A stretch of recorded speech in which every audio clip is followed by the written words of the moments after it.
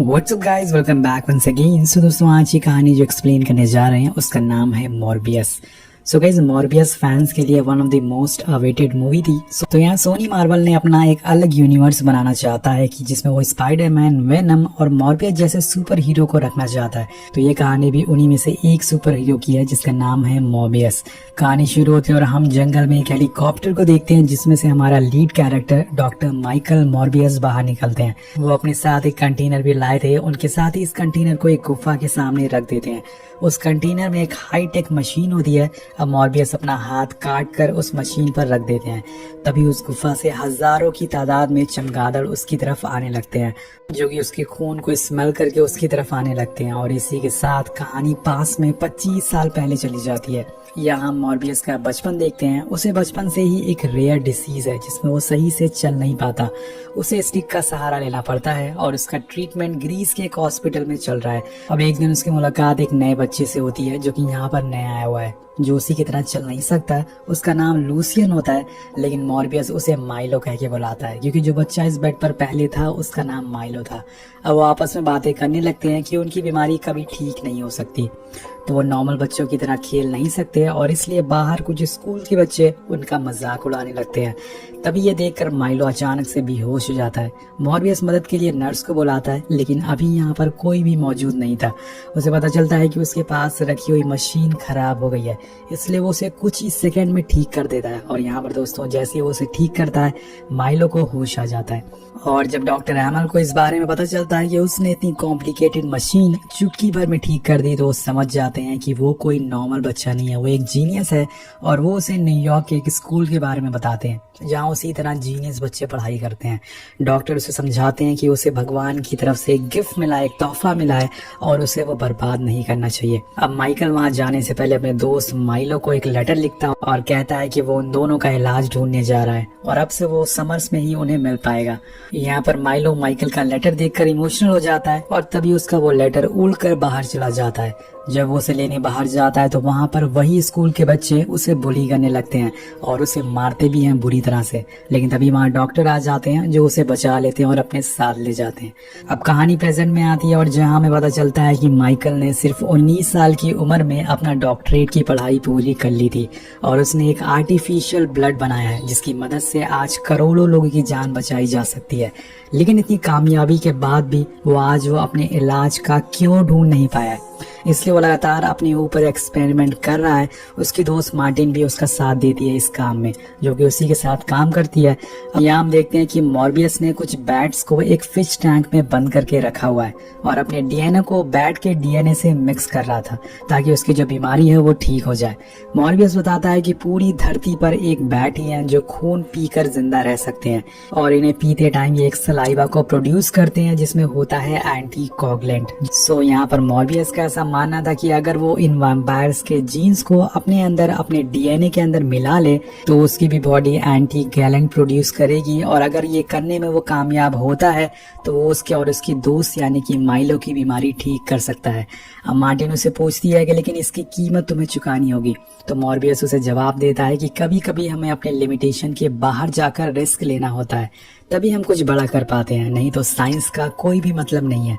अब वो ये एक्सपेरिमेंट एक रैट पर करता है, लेकिन तभी वो एक्सपेरिमेंट फेल हो जाता है और रैट जो होता है वो मारा जाता है। अभी हम देखते हैं कि मॉर्बियस के एक पेशेंट की हालत खराब हो जाती है। वो उसे देखने में बिजी हो जाता है, लेकिन इसी टाइम मार्टिन देखती है कि जिस रैट पर ये एक्सपेरिमेंट हुआ था वो दोबारा से जिंदा हो गया है, मतलब कि मॉर्बियस कामयाब हो गया है अपने एक्सपेरिमेंट पे। अब ये खबर सबसे पहले वो अपने दोस्त माइलो को बताने जाता है। माइलो जो कि एक बिलियनर होता है और वही था जो कि मॉर्बियस के एक्सपेरिमेंट को फंड कर रहा था। मॉर्बियस उसे बताता है कि इतने सालों बाद फाइनली उसने उन दोनों का क्योर ढूंढ लिया है और अब वो भी बाकी लोगों की तरह चल पाएंगे। ये सुन के माइलो बहुत ही खुश होता है। अब अगले सीन में हम एक बड़े से शिप को समुद्र के बीच में देखते हैं जहाँ माइकल इस एक्सपेरिमेंट को अपने ऊपर ट्राई कर रहा था। इस शिप में कुछ और भी लोग मौजूद होते हैं। अब इस एक्सपेरिमेंट में वो मार्टिन की मदद लेता है और उसे बनाए हुए सीरम को अपने अंदर इंजेक्ट कर लेता है, लेकिन थोड़ी देर बाद ही वो तड़पने लगता है और फिर शांत हो जाता है। थोड़ी देर बाद वहाँ एक सिक्योरिटी वाला आता है और पूछता है कि यहाँ पर क्या चल रहा है और तभी मार्टिन देखती है कि माइकल अपनी जगह पर नहीं है, बल्कि वो तो ऊपर छत पर लटका हुआ है। इससे पहले कि ये लोग कुछ समझ पाते, मॉर्बियस उस आदमी को मार डालता है और उसका खून पी जाता है। मार्टिन ये देखकर बहुत ही ज्यादा डर जाती है और उसे एक चैम्बर में बंद कर देती है। मार्टिन उसे बार बार समझा रही थी कि मॉर्बियस ऐसा मत करो, ऐसा मत करो, लेकिन मॉर्बियस के अंदर एक सुपर स्ट्रेंथ आ चुकी थी। तभी यहाँ कुछ और लोग आ जाते हैं और वो मार्टिन को धक्का देकर मॉर्बियस से लड़ने की कोशिश करते हैं। और तभी दोस्तों देखते ही देखते मॉर्बियस उस शीशे को तोड़कर बाहर आ जाता है और उसके अंदर जो स्पीड और स्ट्रेंथ दोनों आ गई थी, जिस वजह से कुछ ही पलों में एक एक करके वो सभी को मार डालता है। तो यहाँ उसके अंदर वैम्पायर की शक्तियाँ आ चुकी थी, लेकिन थोड़ी देर बाद ही वो फिर से नॉर्मल हो जाता है और मार्टिन को बेहोश देखता है। उसे पता नहीं था कि उसके साथ क्या हुआ था, उसने अपना कंट्रोल कैसे खो दिया था। वो सीसीटीवी में खुद को देखता है कि उसने कैसे लोगों को बेरहमी से मार दिया था। वो तुरंत पुलिस को कॉल लगाता है और अगले दिन 2 ऑफिसर इस जगह को इन्वेस्टिगेट करने आते हैं, साइमन और एजेंट। यहाँ इन्हें 8 लोगों की लाशें मिलती है, लेकिन सभी बॉडीज में एक बूंद भी खून नहीं था। अब अगले दिन माइकल मार्टिन से मिलने हॉस्पिटल जाता है, लेकिन वहाँ पर उसकी हालत बहुत ही खराब थी। तो यहाँ से वो सीधा अपने लैब पहुँचता है, लेकिन तभी वो वैम्पायर में बदलने लगता है और अब उसे चाहिए था खून। वो अपना ही बनाया हुआ आर्टिफिशियल ब्लड को पीने लगता है, जिससे कि वो थोड़ी देर में नॉर्मल हो जाता है। मतलब दोस्तों मॉर्बियस को समय समय पर खून पीना होगा, तभी वो नॉर्मल रह सकता है। और यहाँ उसकी बीमारी भी ठीक हो चुकी है, लेकिन उसे एक कीमत चुकानी पड़ी है। अब मॉर्बियस कल तक जो चल नहीं सकता था, आज वो दौड़ सकता है और उड़ भी सकता है। उसके अंदर सुपर स्ट्रेंथ आ चुकी है, लेकिन यह आर्टिफिशियल खून उसे ज्यादा देर तक कंट्रोल में नहीं रह सकता। इसे वो सिर्फ 6 घंटे तक कंट्रोल में रख सकता है और अब उसे ताकत के लिए इंसानी खून पीना पड़ेगा। इसलिए वो खुद को एक चैम्बर में बंद कर लेता है और देखना चाहता था कि अगर वो ब्लड कंज्यूम ना करे तो उसके साथ क्या होगा। और अब धीरे धीरे वो पूरी तरह से पागल होता जा रहा था। उसकी हालत बहुत ही ज्यादा खराब होने लगती है, लेकिन तभी उससे मिलने माइलो आता है और उसकी हालत देखकर उसे खून देता है। माइलो देखता है कि मॉर्बियस पहले से ज्यादा स्ट्रांग है और वो चल भी सकता है। अब ये देखकर उसे पता चल जाता है कि मॉर्बियस ने क्योर बना लिया है। वो उसे उस सीरम मांगता है, लेकिन मॉर्बियस उसे देने से मना कर देता है, क्योंकि उसे पता था कि इसके लेने के बाद क्या होता है। माइलो उसे जिद करने लगता है और तभी मॉर्बियस वैम्पायर के रूप में आ जाता है और उसे यहाँ से जाने को कहता है और कहता है कि ये इलाज नहीं बल्कि एक श्राप है। मैंने कई बेकसूर लोगों को मार दिया है, तुम भी ऐसा करना चाहते हो। अब अगले सीन में ऑफिसर्स मार्टिन से पूछताछ करने हॉस्पिटल आते हैं और उस शिप में क्या हुआ उसे जानना चाहते थे, लेकिन मार्टिन उन्हें कुछ भी नहीं बताती और कहती है कि उसे अभी कुछ भी याद नहीं है और उन्हें वहां से जाने को कहती है। अब इसी हॉस्पिटल में हम एक नर्स को देखते हैं जो किसी अनजान चीज को अपनी तरफ आते हुए देख रही थी। वो उसे बचकर भागने लगती है, लेकिन तभी वो अनजान चीज उसे जान से मार देती है। तो हो सकता है कि ये मॉर्बियस हो दोस्तों। अगले दिन मॉर्बियस मार्टिन से मिलने हॉस्पिटल आता है और तभी उसे कुछ अजीब सेंस या फिर फील होता है।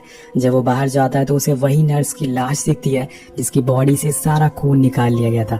ये देखकर मॉर्बियस समझ जाता है कि ये उसी का काम है और अब बस बहुत ही ज्यादा हो गया, यहाँ से उसे जाना होगा, नहीं तो लोग ऐसे ही मरते रहेंगे। अब वो कुछ आर्टिफिशियल ब्लड लेता है और वहां से जाने लगता है, लेकिन जैसे ही वो बाहर निकलने वाला होता है वहां पर उसे साइमन और एजेंट मिलते हैं। साइमन कहता है कि उसके आर्टिफिशियल ब्लड की वजह से उसका हाथ आज सही सलामत है। वो उसका शुक्रिया अदा करता है, लेकिन साइमन उससे कहता है कि आप तो काफी फिट लग रहे हैं, आपने अपना इलाज के लिए पूरी जिंदगी लगा दी। और उससे कई सवाल पूछने लगता है कि वो उस बोट पर क्या कर रहे थे। तो मॉर्बियस कहता है कि मैं चल नहीं सकता, तुम्हें क्या लगता है कि मैं उस बोट पर कैसे जाऊंगा।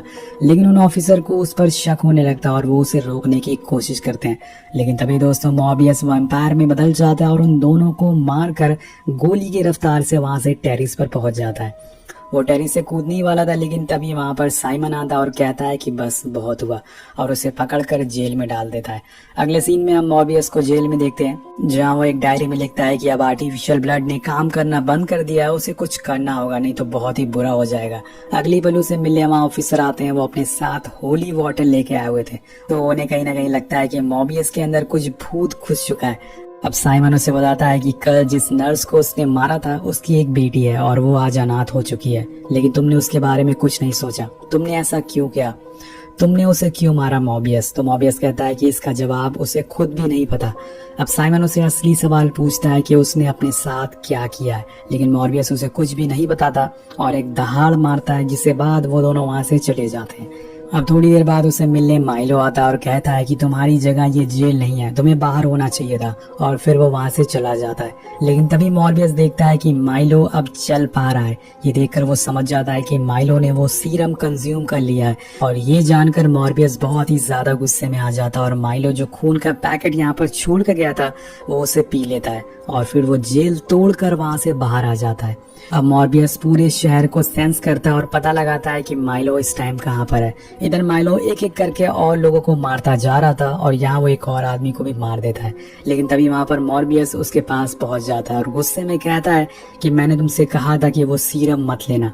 लेकिन माइलो को तो अब दोस्तों यहाँ पर मजा आ रहा था। अब यहाँ पर वो एक सच बताता है कि उस नर्स को किसी और ने नहीं बल्कि उसी ने मारा था, और कहता है कि ये कोई श्राप नहीं बल्कि एक वरदान है। अब मैं आजाद महसूस कर रहा हूँ। अब मॉर्बियस उसे समझाता है कि तुम अब वो माइलो नहीं रहे जिसे मैं मिला था। तब यहाँ पर दोस्तों दोनों में लड़ाई होना शुरू हो जाती है और वो लड़ते लड़ते सबवे में पहुंच जाते हैं। उन्हें एक पुलिस वाला वहां पर पकड़ लेता है, लेकिन माइलो के आगे वो कहाँ टिकने वाला था। वो एक ही सेकंड में उसे निपटा देता है, और जहां मॉर्बियस अपने आप को रोक रहा था खून पीने से, वहीं माइलो लोगों के लगातार खून पीते जा रहा था और सभी को मार मार कर वो डांस भी करने लगता है, जो कि काफी वियर्ड लगता है। तो यहाँ पर इसको साइको दिखाने की कोशिश करी गई है, इसको भी जोकर बनना है। अब दोस्तों लगातार लोगों के खून पीने की वजह से माइलो मॉर्बियस से ज्यादा ताकतवर होता जा रहा था। अब यहाँ दोनों में फिर से फाइट होना शुरू हो जाती है और माइलो मॉर्बियस पर भारी पड़ता जा रहा था। लेकिन मॉर्बियस अपनी पूरी एबिलिटी को यूज करके उड़ने लगता है और वहां से किसी तरह से उसे चकमा देके भाग जाता है। अब अगले दिन वहां पर जब पुलिस की टीम आती है तो उन्हें लगता है कि उन ऑफिसर को मॉर्बियस ने ही मारा है और अब वो मोस्ट वांटेड बन चुका था। इसलिए अगले दिन वो छुप कर मार्टिन से मिलने जाता और उसे बताता है कि उस नर्स और पुलिस वालों को उसने नहीं बल्कि माइलो ने मारा है। वो खुलेआम बाहर घूम रहा है। अब वो मार्टिन को लैब से कुछ चीजें लाने को कहता है। इसी टाइम हम कुछ लड़कों को देखते हैं जो कैशियर को नकली नोट दे रहे थे, लेकिन वो लेने से मना कर देती है, लेकिन वो उसे किसी तरह से मना लेते हैं और मॉर्बियस ये सारी चीजें देख रहा था। अब वो उस लड़के का पीछा करता है और उसके लैब में पहुंच जाता है जहां पर वो फेक करेंसी छाप रहे थे। मॉर्बियस उनसे लैब से जाने को कहता है ताकि वो उस लैब को यूज कर सके, लेकिन तभी एक बंदा उसे अकड़ दिखाने लगता है और मॉर्बियस उसके हाथ की 27 की 27 हड्डियां तोड़ देता है और कहता है अब मॉर्बियस इस लैब को अपने लैब में बदल देता है जिससे वो माइलो को रोकने का तरीका ढूंढ सके। इधर माइलो जो कि पूरे ऐश में था वो मस्त नहा धोकर क्लब में पहुंचता है और एक लड़की के साथ फ्लर्टिंग करने लगता है, लेकिन तभी उसका बॉयफ्रेंड वहां आ जाता है और उसे धक्का दे देता है। माइलो को यहाँ पर बहुत ही गुस्सा आता है, लेकिन वो उस टाइम उसे कुछ नहीं कहता। लेकिन दोस्तों बाद में क्या होगा आप सभी लोग समझ गए होंगे। अब अगले सीन में हम मार्टिन को लैब में देखते हैं जहाँ माइलो भी पहुंच जाता है और मॉर्बियस के बारे में पूछता है और कहता है कि वो अकेला है और उसे मेरी जरूरत है, और पूछता है कि क्या तुम्हें पता है कि वो कहाँ पर है। मार्टिन उसे नाम में जवाब देती है। अब वो उसके पास आकर उसे दोबारा पूछता है और इस बार भी वो मना कर देती है, लेकिन माइलो उसकी तेज हार्ट बीट यानी कि दिल की धड़कन को सुन लेता है और समझ जाता है कि वो झूठ बोल रही है और वहां से निकल जाता है। मार्टिन भी कुछ जरूरी चीजें लेके वहां से निकल जाती है और इधर ऑफिसर्स उन क्लब वाले लोगों की लाशें मिलती है जिन्हें माइलो ने मारा था। तभी उन्हें सीसीटीवी फुटेज में ये भी पता चलता है कि ये मॉर्बियस नहीं बल्कि कोई और बंदा है। मतलब यहाँ पर अभी एक तो इनसे संभाल नहीं रहा था और यहाँ पर एक और बंदा आ गया है। दूसरी तरफ डॉक्टर एसल ये सारी न्यूज देख रहे थे। न्यूज में सभी को लग रहा है कि इसके पीछे डॉक्टर माइकल मॉर्बियस है, लेकिन सच्चाई दोस्तों कुछ और होती है। जब डॉक्टर उस फुटेज को देखते हैं तो वो समझ जाते हैं कि ये कोई और नहीं बल्कि माइलो है। वो उसे मिलने उसके पैलेस में जाते हैं और उसे पूछते हैं कि ये तुमने अपने साथ क्या कर लिया।